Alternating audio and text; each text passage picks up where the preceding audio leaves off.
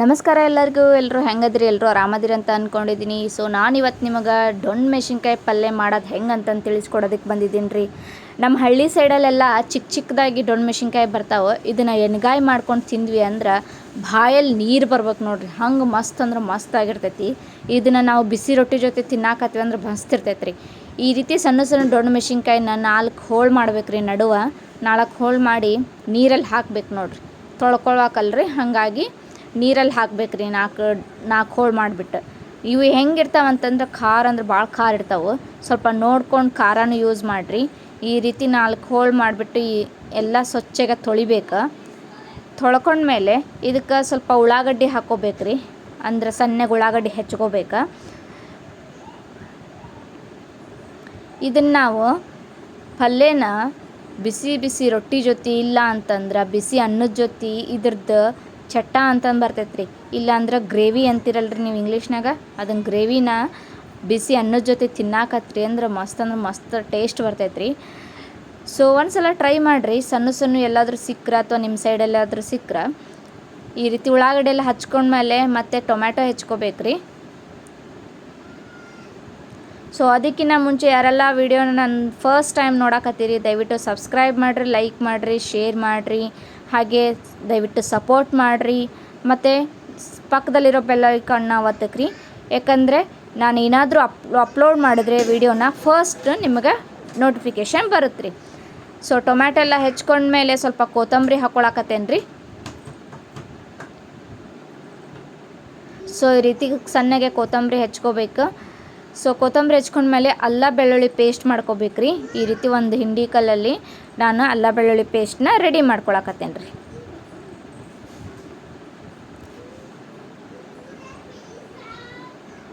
ನೋಡಕತ್ತಿರ್ಬೋದು ನೀವು, ಅಲ್ಲ ಬೆಳ್ಳುಳ್ಳಿ ಪೇಸ್ಟ್ ರೆಡಿ ಆಯ್ತು ರೀ. ಸೊ ಅದನ್ನು ಉಳ್ಳಾಗಡ್ಡಿ, ಟೊಮ್ಯಾಟೊ, ಕೊತ್ತಂಬರಿ ಹೆಚ್ಚಿದ್ನಲ್ಲ ರೀ, ಅದಕ್ಕೆ ಹಾಕೋಬೇಕು ರೀ. ಆಮೇಲೆ ಸ್ವಲ್ಪ ಜೀರಿಗೆ ಹಾಕೋರಿ, ಸ್ವಲ್ಪ ಅರಿಶಿನ ಪುಡಿ,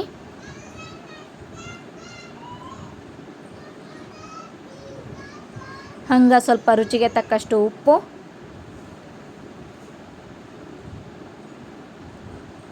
ಗುರಳ್ ಪುಡಿ ಅಂತಿರಲ್ರಿ, ಸಪ್ಪಂದು ಗುರಳ್ ಪುಡಿ ಅಥವಾ ಹುಚ್ಚಳ ಪುಡಿ ಅಂತಿರಲ್ರಿ, ಅದನ್ನು ಹಾಕೋಬೇಕು ರೀ. ಸಪ್ಪಂದ್ರಿ ಅದು. ಹಂಗೆ ಶೇಂಗಾ ಪುಡಿ ರೀ ಸಪ್ಪಂದು, ಸ್ವಲ್ಪ ಬೆಲ್ಲ, ಹಂಗೆ ಸ್ವಲ್ಪ ಹುಳಿ ಬರ್ಬೇಕಲ್ರಿ, ಹಾಗಾಗಿ ಹುಣಸೆ ಹಣ್ಣು ನೆನೆ ಇಟ್ಟಿದ್ದೆ.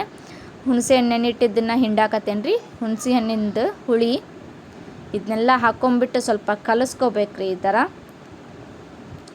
ನಿಮಗೆ ಸ್ವಲ್ಪ ಖಾರ ಜಾಸ್ತಿ ಬೇಕಂದ್ರೆ ನೀವು ಇದಕ್ಕೆ ಸ್ವಲ್ಪ ಹಸಿ ಖಾರನೂ ಮಿಕ್ಸ್ ಮಾಡ್ಕೋಬೋದು, ಇಲ್ಲ ಸ್ವಲ್ಪ ಒಣ ಖಾರನೂ ಮಿಕ್ಸ್ ಮಾಡ್ಕೋಬೋದು.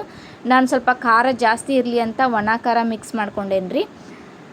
ಸೊ ಅದು ಏನು ಗ್ರೇವಿಗೆ ರೆಡಿ ಆಯ್ತು ರೀ. ಸೊ ಫಸ್ಟ್ ನಾನು ಡೊಣ್ ಮೆಣಸಿನ್ಕಾಯಿನ ಈ ರೀತಿ ತೊಳೆದ್ಬಿಟ್ಟು ಹುರ್ಕೋಬೇಕ್ರಿ ಇದನ್ನು. ಸೊ ಬಾಣಲಿ ಕಾಯಕ್ಕಿಟ್ಟಿದ್ದೆ. ಸೊ ಈ ರೀತಿ ಹಾಕ್ಕೊಂಡು ಸ್ವಲ್ಪ ಫ್ರೈ ಮಾಡ್ಕೋಬೇಕ್ರಿ ಅವನ್ನ.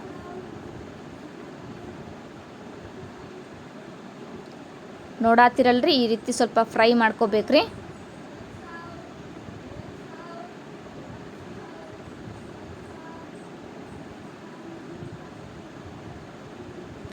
ಈ ರೀತಿ ಸ್ವಲ್ಪ ಫ್ರೈ ಮಾಡ್ಕೊಳ್ಳೋ ಮುಂದೆ ಸ್ವಲ್ಪ ಎಣ್ಣೆ ಹಾಕ್ಕೊಂಡು ಇನ್ನೂ ಫ್ರೈ ಮಾಡ್ಕೊಳ್ರಿ, ಮಸ್ತ್ ಕೆಂಪಗಾಗಬೇಕು.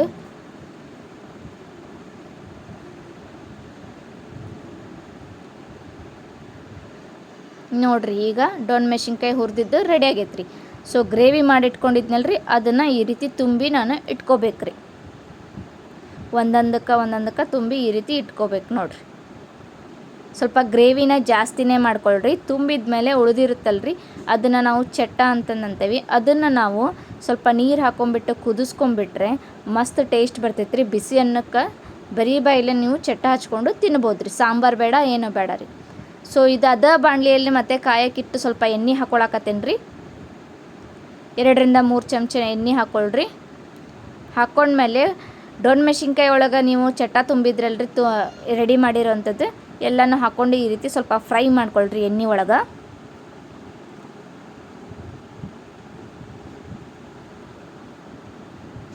ಸೊ ಸ್ವಲ್ಪ ಫ್ರೈ ಆಗಲಿ.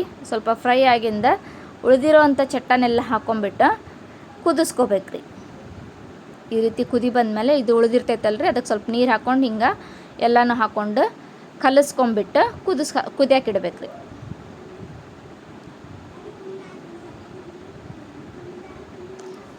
ನಮ್ಮ ಉತ್ತರ ಕರ್ನಾಟಕ ಮಂದಿಗೆ ಈ ಥರ ಎಣ್ಗಾಯಿ ಪಲ್ಯ ಅಂದ್ರೆ ಭಾಳ ಇಷ್ಟ ರೀ. ಬದ್ನಿಕಾಯಿ ಎಣ್ಗಾಯಿ ಬದ್ನಿಕಾಯಿ ಮಾಡ್ತಾರೆ, ಆಮೇಲೆ ಡೊಣ್ ಮೆಣಸಿನ್ಕಾಯಿ ಪಲ್ಯದ ಎಣ್ಗಾಯಿ ಮಾಡ್ತಾರೆ.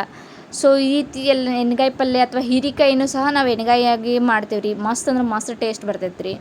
ಸೊ ಒಂದು ಸ್ವಲ್ಪ ನೀರು ಹಾಕಿಬಿಟ್ಟು ಕುದಿಯಕ್ಕೆ ಬಿಟ್ಟಿದ್ದೆ ರೀ. ಈಗ ನೋಡಿರಿ ಮಸ್ತ್ ಟೇಸ್ಟ್ ಬರಾಕತ್ತೈತಿ ಕುದಿಯೋದು.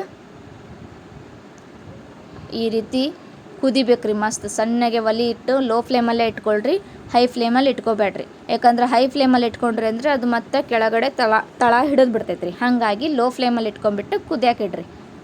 ಸೊ ಮಸ್ತ್ ಕುದ್ದೈತ್ರಿ. ಒಂದು ಸಲ ಟೇಸ್ಟ್ ನೋಡಿರಿ. ಏನಾದರೂ ಉಪ್ಪು ಅಥವಾ ಬೆಲ್ಲ ಏನಾದರೂ ಕಡಿಮೆ ಆಗಿದ್ದರೆ ಮತ್ತೆ ಆ್ಯಡ್ ಮಾಡಿ. ಸೊ ಇವಾಗಿದು ಡೊಣ್ ಮೆಣಸಿನ್ಕಾಯಿ ಬಿಸಿ ರೊಟ್ಟಿ ಜೊತೆ ಮತ್ತು ಬಿಸಿ ಅನ್ನದ ಜೊತೆ ತಿನ್ನೋದಕ್ಕೆ ರೆಡಿ ಆಯ್ತು ನೋಡಿರಿ. ಒಂದು ಸಲ ಮನ್ಯಾಗ ಟ್ರೈ ಮಾಡಿರಿ. ಹೆಂಗಾಗೈತಂತ ದಯವಿಟ್ಟು ಕಮೆಂಟ್ ಬಾಕ್ಸಲ್ಲಿ ತಿಳಿಸ್ರಿ. ಮತ್ತು ಯಾವುದೇ ಉತ್ತರ ಕರ್ನಾಟಕದ ರೆಸಿಪಿ ಬೇಕಂದ್ರೆ ದಯವಿಟ್ಟು ಕಮೆಂಟ್ ಬಾಕ್ಸಲ್ಲಿ ಹೇಳ್ರಿ. ಸಾಧ್ಯವಾದಷ್ಟು ನಾನು ನಿಮ್ಗೆ ತಿಳಿಸ್ಕೊಡ್ತೀನಿ. ಮತ್ತೊಂದು ಹೊಸ ರೆಸಿಪಿಯೊಂದಿಗೆ ಬರ್ತೇನೆ ರೀ. ಅಲ್ಲಿವರೆಗೂ ದಯವಿಟ್ಟು ಯಾರೆಲ್ಲ ವೀಡಿಯೋಸ್ ನೋಡ್ತಾ ಇದ್ರೆ ದಯವಿಟ್ಟು ಸಬ್ಸ್ಕ್ರೈಬ್ ಮಾಡಿರಿ, ಲೈಕ್ ಮಾಡಿರಿ, ಶೇರ್ ಮಾಡಿರಿ. ಎಲ್ಲರಿಗೂ ನಮಸ್ಕಾರ ರೀ.